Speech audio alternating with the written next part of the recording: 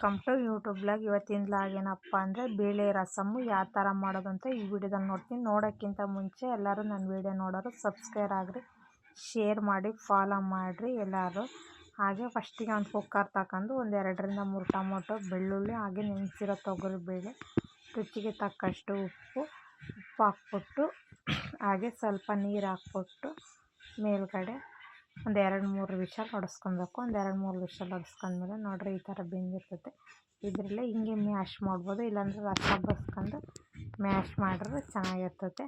ಹಾಗೆ ಒಗ್ಗರಣೆಗೆ ಯಾವ ಥರ ಕೊಡೋದು ಅಂತ ಹೇಳ್ತೀನಿ ಬನ್ನಿ ಈ ವಿಡಿಯೋದಲ್ಲಿ. ಹಾಗೆ ಫಸ್ಟಿಗೆ ಒಂದು ಬಾಣಲಿಗೆ ಎಣ್ಣೆ ಹಾಕ್ತಾಯಿದ್ದೀನಿ. ಎಣ್ಣೆ ಹಾಕಿದಾದಮೇಲೆ ಸಾಸಿವೆ, ಕರಿಬೇವು ಸೊಪ್ಪು ಹಾಕ್ತಾಯಿದ್ದೀನಿ. ಅವೆರಡು ಚೆನ್ನಾಗಿ ಕಾಯಕ್ಕೆ ಬಿಡ್ತಾಯಿದ್ದೀನಿ. ಎಣ್ಣೆ, ಸಾಸಿವೆ, ಕರಿಬೇವು ಸೊಪ್ಪು ಎಲ್ಲ ಹಾಕ್ಬಿಟ್ಟು ಚೆನ್ನಾಗಿ ಕಾದಾದಮೇಲೆ ಇದಕ್ಕೆ ಜಜ್ಜಿರೋ ಬೆಳ್ಳುಳ್ಳಿ ಹಾಕಬೇಕು. ಅದಕ್ಕಿಂತ ಮುಂಚೆ ಸ್ವಲ್ಪ ಜೀರಿಗೆ ಹಾಕ್ತಾಯಿದ್ದೀನಿ. ಜೀರಿಗೆ ಎಲ್ಲ ಹಾಕಿದಾದಮೇಲೆ ಹಾಗೆ ಜಜ್ಜಿರೋ ಬೆಳ್ಳುಳ್ಳಿ ಹಾಕಬೇಕು ಒಗ್ಗರಣೆಗೆ. ಫಸ್ಟಿಗೆ ಒಣಮೆಣ್ಸಿನ್ಕಾಯಿ ಹಾಕಬೇಕು. ಹಾಗೆ ನೋಡಿರಿ ಒಣಮೆಣ್ಸಿನ್ಕಾಯಿ ಸ್ವಲ್ಪ ಖಾರ ಇರೋವೆ ತಗೊಳ್ರಿ, ಹಂಗಾರೆ ಟೇಸ್ಟಾಗಿರ್ತವೆ. ಗುಂಟ್ನೂರು ಮೆಣ್ಸಿನ್ಕಾಯಿ ಥರ ಒಣಮೆಣ್ಸಿನ್ಕಾಯಿ ಎಲ್ಲ ಹಾಕ್ಬಿಟ್ಟು ಜಜ್ಜಿರೋ ಬೆಳ್ಳುಳ್ಳಿ ಹಾಕ್ಬಿಟ್ಟು ಅದನ್ನು ಮಿಕ್ಸ್ ಮಾಡ್ತಾಯಿದ್ದೀನಿ. ಬೆಳ್ಳುಳ್ಳಿ, ಮೆಣ್ಸಿನ್ಕಾಯಿ ಎಲ್ಲ ಖಾರ ಬಿಟ್ಕೊಳೋವರೆಗೂ ಫ್ರೈ ಮಾಡ್ತಾಯಿದ್ದೀನಿ. ಇದಕ್ಕೆ ಈರುಳ್ಳಿ ಏನು ಅವಶ್ಯಕತೆ ಇಲ್ಲ, ಚೆನ್ನಾಗಿರುತ್ತೆ ಸಾಂಬಾರು ರೈಸಿನ ಜೊತೆಗೆಲ್ಲ ಉಣ್ಣೋಕ್ಕೆ. ಹಾಗೆ ನೋಡಿರಿ ಇಲ್ಲಿ ಬೆಳ್ಳುಳ್ಳಿ, ಒಣಮೆಣ್ಸಿನ್ಕಾಯಿ ಎಲ್ಲ ಖಾರ ಬಿಟ್ಕೊಳಕ್ಕೆ ಬಿಟ್ಬಿಟ್ಟು ಚೆನ್ನಾಗಿ ಈ ಥರ ಗೋರಾಡಬೇಕು. ಒಣಮೆಣ್ಸಿನ್ಕಾಯಿ ಖಾರ ಬಿಟ್ಕೊಂಡಷ್ಟು ಸಾಂಬಾರು ಟೇಸ್ಟ್ ಇರುತ್ತೆ. ಹಾಗೆ ತೊಗರಿಬೇಳೆ, ಹಾಗೆ ಟೊಮೊಟೊ ಹಣ್ಣು, ಬೆಳ್ಳುಳ್ಳಿ ಎಲ್ಲ ಬೇಯಿಸಿಟ್ಕೊಂಡಿದ್ನಲ್ಲ ಅದನ್ನೆಲ್ಲ ಹಾಕ್ಬಿಟ್ಟು ಇದು ಗೋರಾಡ್ತಾಯಿದ್ದೀನಿ. ಇದು ಸ್ವಲ್ಪ ನುಣ್ಣು ಬೆಂದರೆ ಚೆನ್ನಾಗಿರುತ್ತೆ. ಹಾಗೆ ಮೇಲ್ಗಡೆ ರಸ ಬಸ್ಕೊಂಡೈತೆ ಅದನ್ನು ಹಾಕ್ತಾಯಿದ್ದೀನಿ.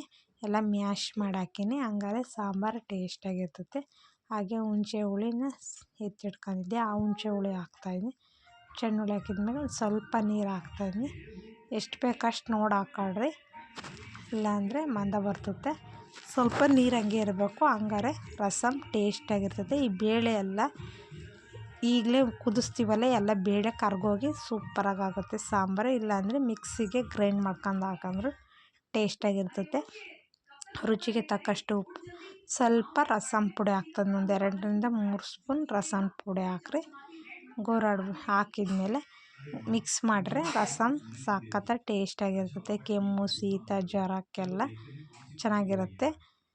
ರಸಮ್ ಪುಡಿ ಹಾಕ್ಲಂದ್ರೆ ಮೆಣಸು, ಲವಂಗ, ಬೆಳ್ಳುಳ್ಳಿನ ಹುರಿದ್ಬಿಟ್ಟು ಡ್ರೈ ರೋಸ್ಟ್ ಮಾಡಿ ಜಜ್ಜಿಬಿಟ್ಟು ಹಾಕಿದ್ರೆ ಚೆನ್ನಾಗಿರುತ್ತೆ. ಹಾಗೆ ನನಗೆ ಟೈಮ್ ಇರಲಿಲ್ಲ, ಹಾಗಾಗಿ ಇದೇ ಥರನೇ ಮಾಡಿದೆ. ಹಾಗೆ ಸ್ವಲ್ಪ ಮೇಲ್ಗಡೆ ಖಾರದ ಪುಡಿ ಹಾಕ್ತಾಯಿದ್ದೀನಿ. ಒಣಮೆಣ್ಸಿನ್ಕಾಯಿ ಖಾರ ಇಲ್ಲಾಂದರೆ ಸ್ವಲ್ಪ ಮೇಲೆ ಹಾಕ್ರಿ. ಖಾರದ ಪುಡಿ ಹಾಕ್ಬಿಟ್ಟು ಕೊತ್ತಂಬರಿ ಸೊಪ್ಪು ಹಾಕ್ಬಿಟ್ಟು ಉಪ್ಪು ನೋಡಿ ಹಾಕ್ಕೊಳ್ರಿ, ಆಗಲೇ ಹಾಕಿರ್ತೀವಲ್ಲ ಹಾಗಾಗಿ ಸ್ವಲ್ಪ ಉಪ್ಪು ಮೀಡಿಯಮ್ ಸೈಜಿಗೆ ಉಪ್ಪು ಹಾಕ್ಕೊಂಡು ಇದಕ್ಕೆ 1 ಲೋಟ 2 ಲೋಟ ಇನ್ನೊಂದು ಸ್ವಲ್ಪ ಫಿಲ್ಟ್ರ್ ನೀರು ಒಯ್ದುಬಿಟ್ಟು ಚೆನ್ನಾಗಿ ಕುದಿಸಿದ್ರೆ ರಸಮ್ ಸೂಪರಾಗಿ ರೆಡಿಯಾಗುತ್ತೆ. ಅನ್ನದ ಜೊತೆಗಂತೂ ಸೂಪರಾಗಿರುತ್ತೆ. ಸೈಡಿಗೆ ಒಂದು ಹಪ್ಪಳ ಇಟ್ಕೊಂಡ್ರೆ ನಾನು ಮತ್ತೆ ನೀರು ಹಾಕ್ಬಿಟ್ಟು 2 ಲೋಟ ಚೆನ್ನಾಗಿ ಮಳಸ್ತಾಯಿದ್ದೀನಿ. ನೋಡ್ರಿ ರಸಮ್ ಎಲ್ಲ ಎಷ್ಟು ಚೆನ್ನಾಗಿ ಬೆಂದಿದೆ. ಇದು ಬೆಂದಷ್ಟು ರಸಮ್ ಸೂಪರಾಗುತ್ತೆ. ಸೈಡಿಗೆ ಅನ್ನದ ಜೊತೆಗೆ ಹಾಕೊಂಡು ತಟ್ಟೆ ತುಂಬ ರಸಮ್, ಸೈಡಿಗೆ ಹಪ್ಪಳ ಇದ್ದರೆ ಸೂಪರಾಗಿರುತ್ತೆ. ಎಲ್ಲರೂ ಸಬ್ಸ್ಕ್ರೈಬ್ ಆಗಿರಿ, ಶೇರ್ ಮಾಡಿರಿ.